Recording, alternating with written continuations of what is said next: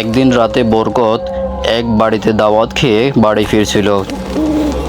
দাওয়াত খেয়ে এত দেরি করে ফেললাম, এখন তো রাস্তার মধ্যে কোনো ভ্যান গাড়ি দেখতেছি না। কি করে আমি এখন বাড়ি যাব?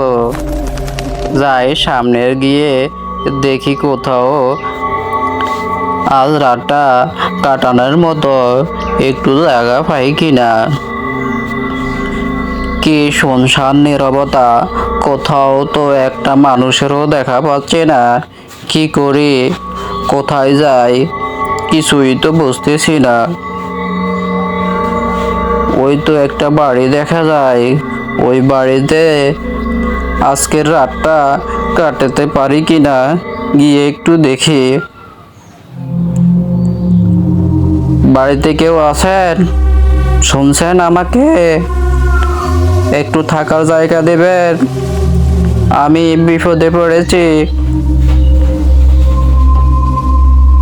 বাড়িতে আছেন কেউ?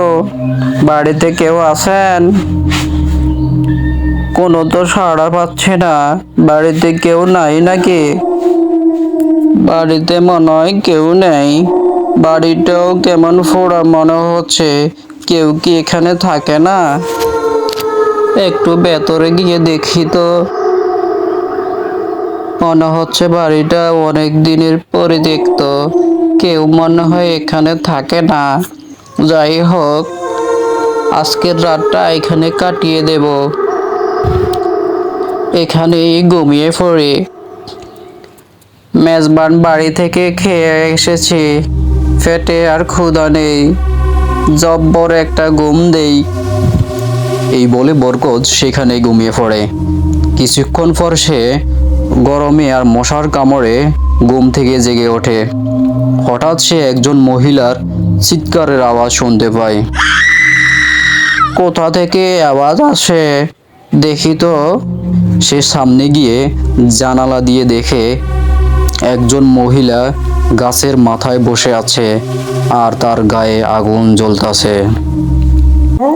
সে ভয় পেয়ে বলল, ওরে বাবা রে, এটা মনে হয় ভূতের বাড়ি। তাড়াতাড়ি আমি এখান থেকে পালাই, না হলে মারা পড়বো। একথা বলার সাথে সাথেই মহিলার বুটটি বরকতের সামনে চলে আসে। এই, ফালাবি? আমি তোকে ফলাতে দেব না, তোকে আমি আমার সাথে নিয়ে যাব। আমি অনেক দিন পর্যন্ত একা। না না, তুমি আমাকে ছেড়ে দাও, আমি তোমার কি ক্ষতি করেছি?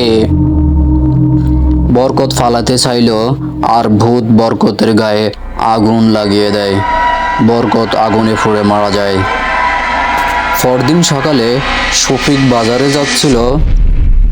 যাওয়ার পথে সে ওই ফোড়া বাড়ির দরজায় এক জোড়া জুতা দেখতে পায়।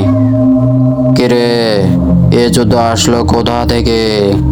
এই বাড়িতে তো কেউ থাকে না। আগে গিয়ে গ্রামের মানুষকে ডেকে আনে।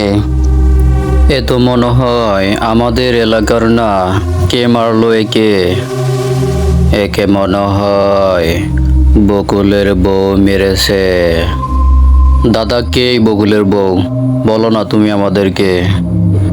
আচ্ছা, তাহলে শোনো। রত্ন একজন গরিব ঘরের মেয়ে। তার বাবা মা তাকে অনেক কষ্ট করে একটি মধ্যবিত্ত ঘরে বিয়ে দেয়। এই রত্না, আমি আর চাকরি করতে পারবো না, আমি ব্যবসা করব। তোর বাবা মাকে বল আমাকে 2 লক্ষ টাকা দিতে, আমি সেই টাকা দিয়ে ব্যবসা করব। আমার বাবা মা হচ্ছে অনেক গরিব, তাদের দিন আনতে পান্তা ফুরায়। তারা তোমাকে টাকা দিবে কিভাবে? কিভাবে দিবে সেটা আমি জানতে চাই না। আমার টাকা লাগবে, আমি টাকা চাই।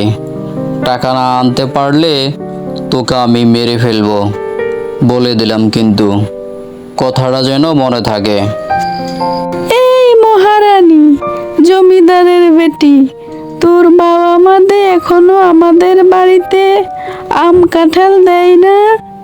কাল্যার শ্বশুর বাড়ি থেকে 1 ঝুড়ি আম আর 1 গাড়ি কাঁঠাল দিয়েছে। তোর বাবা মার চোখে কি ঠাড়া পড়ছেনি? এখনো আম কাঁঠাল ফাটাই না কেন? আম্মা, ফাটাবে। আমার বাবা এখনো টাকার জোগাড় করতে পারে নাই। টাকা জোগাড় করলে ফাটাই দিবে। কোন দিন তোর বাবার টাকার ব্যবস্থা হবে? টাকা না থাকলে মেয়ে বিয়ে দিছে কেন? দ্রুত ব্যবস্থা কর, না হলে তোর কপালে দুঃখ আছে।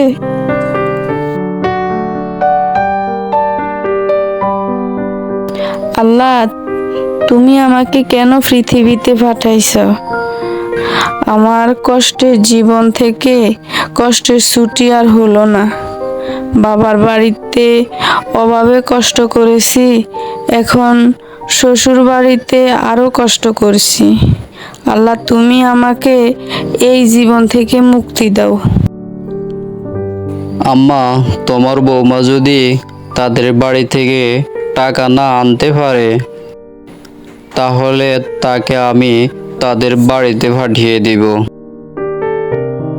আরে বাবা, কতজনের শ্বশুর বাড়ি থেকে কত কিছু আসে, তোর শ্বশুর বাড়ি থেকে কিছুই দিচ্ছে না।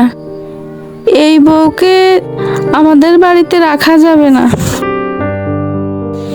শোন বাবা, এই মেয়েকে তালাক দিলে তোকে আরো কাবিনের টাকা দিতে হবে। এটা করা যাবে না, আমাদেরকে একটু বুদ্ধি খাটাতে হবে। এই মেয়ে যখন রান্নাঘরে যাবে, তখন আমরা তার গায়ে আগুন লাগিয়ে দিব। সবাইকে বলবো রান্না করতে গিয়ে আগুন লেগেছে, আগুন লেগে মারা গেছে। তাহলে সাপও মরবে, লাঠিও ভাঙবে না। আম্মা, হ্যাঁ হ্যাঁ, তুমি সুন্দর বুদ্ধি করেছ। তাহলে আমরা আগামীকালকেই কাজটা সারিয়ে ফেলতে হবে। পরের দিন মা আর ছেলে মিলে পরিকল্পনা মতো রত্নার গায়ে আগুন লাগিয়ে দেয়। রত্না আগুনে ফুটতে থাকে, আর মৃত্যুর আগে তার মুখ থেকে একটি আওয়াজ আসে। তোরা আমাকে মেরে ফেলেছস, আমি আবার ফিরে আসব, আবার ফিরে আসব, তোদের কাছ থেকে প্রতিশোধ নিব। তারপর রত্নার শরীর থেকে ফরান পাখি উড়ে যায়। বাবারে বাবা, পাপ দূর হলো। বাবার বাড়ি থেকে কিছুই আনতে পারে না, আমার বাড়িতে বসে বসে গিলে।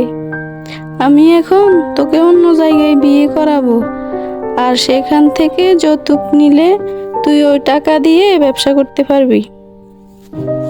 বকুল ভাত খাচ্ছে আর তার মায়ের সাথে গল্প করছে। হঠাৎ দরজায় কেউ কড়া নাড়তে লাগলো। কে? বেদিশা হয়ে গেলে নাকি? দাঁড়াও, দরজা খুলছি।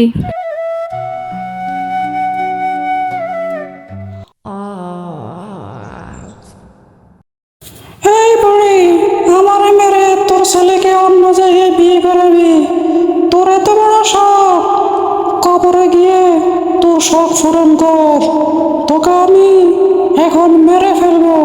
আহা হা হা হা, হা হা হা হা হা, হা হা হা হা হা। না না, আমাকে ছেড়ে দাও, আমাকে মাফ করো, আমি ভুল করে ফেলেছি। না, তোকে ক্ষমা করা যাবে না। তুই বেঁচে থাকলে আরো অনেক মেয়ের জীবন নষ্ট করবি। তোকে বাঁচিয়ে রাখা যাবে না, তোকে আমি মেরে ফেলবো। এ বলে রত্নার ভূত শাশুড়ির গায়ে আগুন লাগিয়ে দেয়। বাবা বাবা, আমাকে বাঁচা। আরে আগে আমি বাঁচি, নিজে বাঁচলে বাপের ডাক। তো দরজা খোলা আছে, তাড়াতাড়ি আমি সেখান দিয়ে ফালাই। বকুল যখন দরজার দিকে যায়, তখন দরজাটি নিচ থেকে বন্ধ হয়ে যায়। কিরে, পালাবি তুই? আমার হাত থেকে বাঁচতে পারবি না। আমি তোকে মেরে ফেলবো, আমি তোকে মেরে ফেলবো। আমার মেরে সুখে শান্তিতে অন্য মেয়েকে নিয়ে সংসার করবি, সেটা আমি হতে দেব না। এ বলে রত্নার ভূত পুরো ঘরে আগুন লাগিয়ে দেয়। ওই আগুনে বকুল ফুঁড়ে ছাই হয়ে যায়, ঘর বাড়ি সব ফুঁড়ে যায়। এই ঘটনার পর থেকে ওই বাড়ির আশেপাশেও গ্রামের কেউ যায় না।